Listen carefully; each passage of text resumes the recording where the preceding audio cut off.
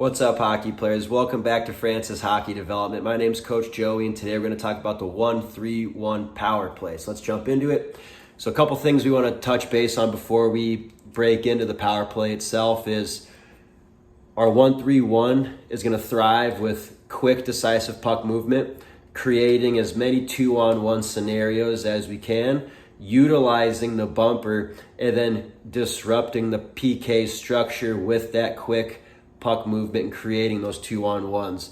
So let's just assume that the power play has entered the zone. Our structure is going to be as follows.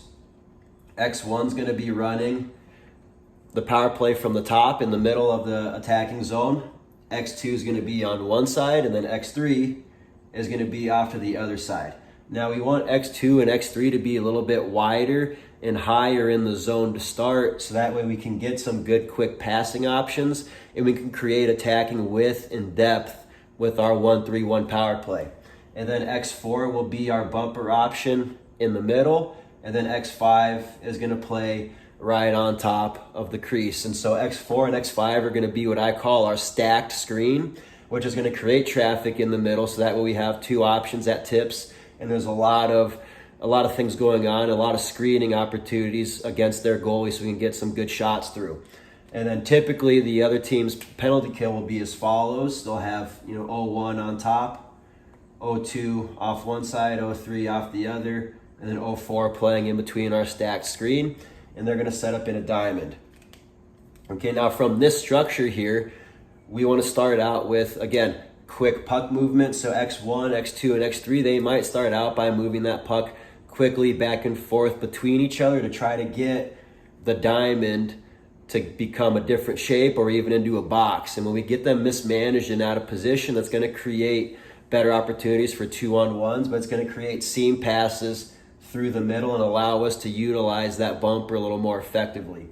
Okay, so let's just say, puck has been moving around and it goes to X2, all right?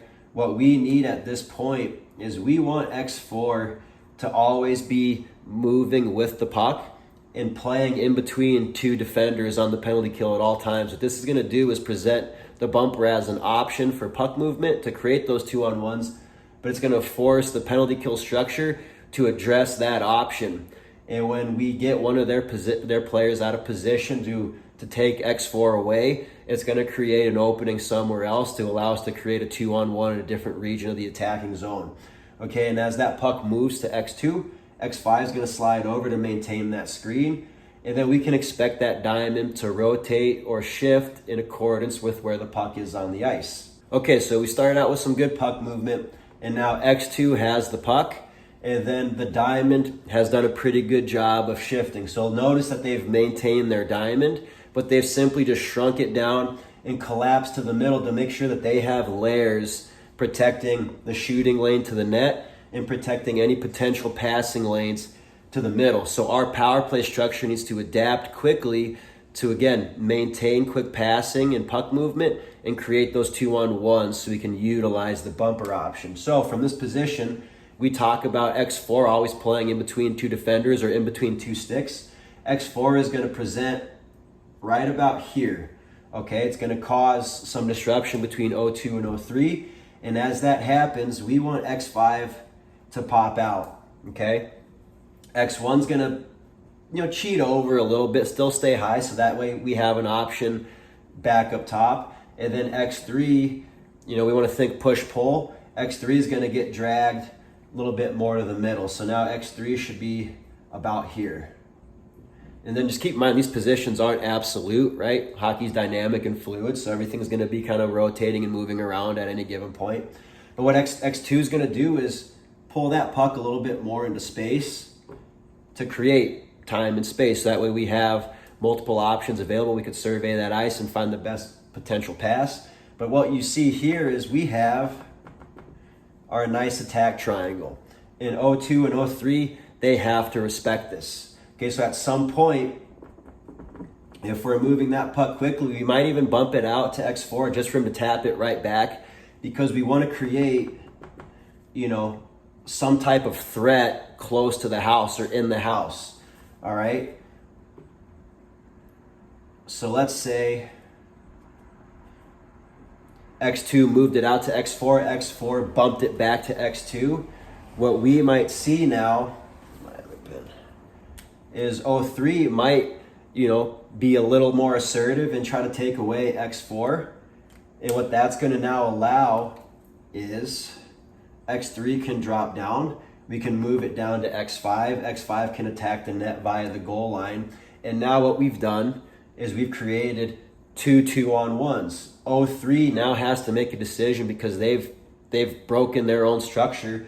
O3's got to decide, do I stay on X4 or do I get back to the house and cover X3? Now, if O4 is smart, he's going to drop down with X3, which again is fine, but we can expect some type of miscommunication here with the penalty kill, and we might have the opportunity to hit X3 slashing quickly for a nice shot on net. We might be able to bump it back to X4 if O3 leaves to chase the puck or somebody else for another quick shot on net. We can bump it back out. Or if they do a great job of maintaining their structure and taking away our lanes from low to middle, all we got to do is bring it back. X4 goes to X2, X2 moves to X1, X1 slides, X3 recovers back to his position, X4 gets back to the bump and roll in between the diamond, X5 gets back to the low screen, and X2 just slides back across.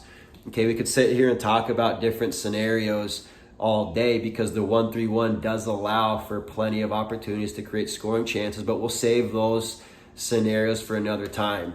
But the big takeaways from today's video is, again, puck movement, creating 2-on-1s, utilizing the bumper, but that bumper has to play in between two sticks always and always moving, and then disrupting the structure of the penalty kill. Okay, so if we do those four things and we move our structure and we always regress back to our 1-3-1 when things don't go the way we want, and we use patience, we're going to create plenty of scoring opportunities that are going to be effective and allow us to take advantage of that power play scenario. So thank you for watching. I hope you learned something, and we'll see you for the next video.